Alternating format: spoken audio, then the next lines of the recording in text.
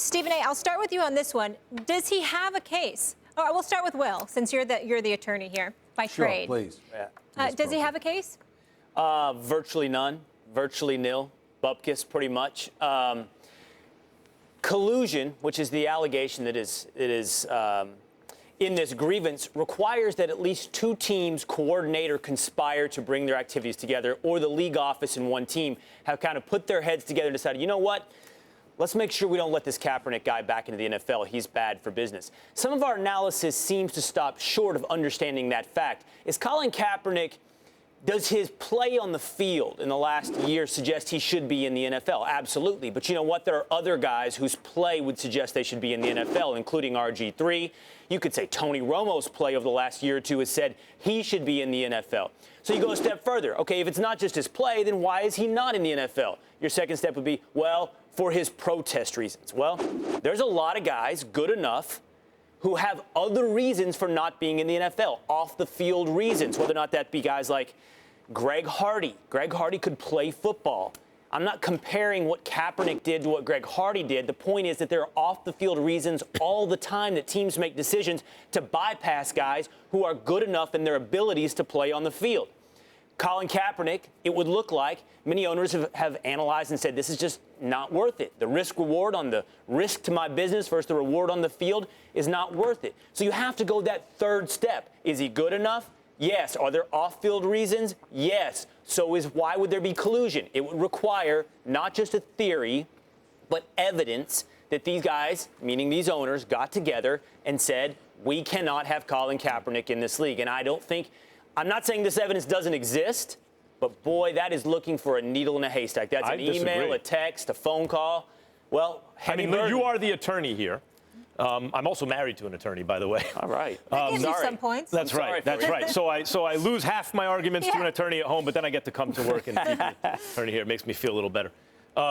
Look, that is argued from the point of view of the owners in the NFL, yes. But if I were to argue for Kaepernick here, I would say that to establish a conspiracy, you just need two owners to have talked to each other, right? Or the commissioner to have said something that could even be interpreted as a directive to the owners as it regards Kaepernick. So this is how Andre Dawson won his case in '87, collusion against the teams, the great outfielder, Hall of Fame outfielder, who had left the Expos signed with the Cubs. It's because the commissioner had sent out something saying, like, hey, let's be fiscally responsible, or something like that, as memory serves. And it turns out, wait, you can't do that to suppress player salaries. What if there's a communique from the league to, anyway, hey, we don't need any distractions as it relates to Kaepernick? Might that not be seen as a conspiracy? If so, collusion. Well, definitely. Right, okay. Or even two owners get together and have some communication about how we don't want Kaepernick. Could that, even if they're not telling each other don't sign Kaepernick, if they're just communicating that, couldn't Kaepernick's side argue actually that's a form of collusion? And I think if you were to ask most people, do you think that owners have discussed Kaepernick, the Kaepernick situation among each other? There are 32 different owners. Yeah, plus you add the league, it's really 33 different entities. Yeah, I would say so. Then the question becomes, is there an email trail? Is there any kind of evidence of that conversation? That's all Kaepernick's legal team would really need to start making a case. Some evidence that there's some communication involving Kaepernick and the decision not to sign him between two owners or the league and various owners. I think that's not like finding a needle in a haystack. I think the odds are pretty good Kaepernick can proceed.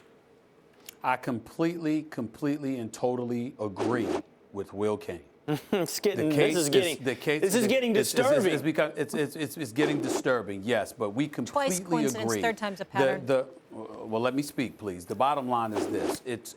It's slim pickings, and it's for a couple of reasons. I'll leave the legal interpretations to Will Cain, but he's absolutely right in terms of defining what collusion is. Then we have to take this into consideration. Well, the Miami Dolphins were considering you, but the Cuban population, which makes about 34% of the folks in Miami, remember that Fidel Castro T-shirt that you were wearing. The Baltimore Ravens were considering you, but then your girlfriend put out a tweet comparing Bisciotti, the owner, and future Hall of Famer Ray Lewis, a former star with the Ravens, to the characters of the slave owner and the house slave, played by Samuel L. Jackson in the movie Django.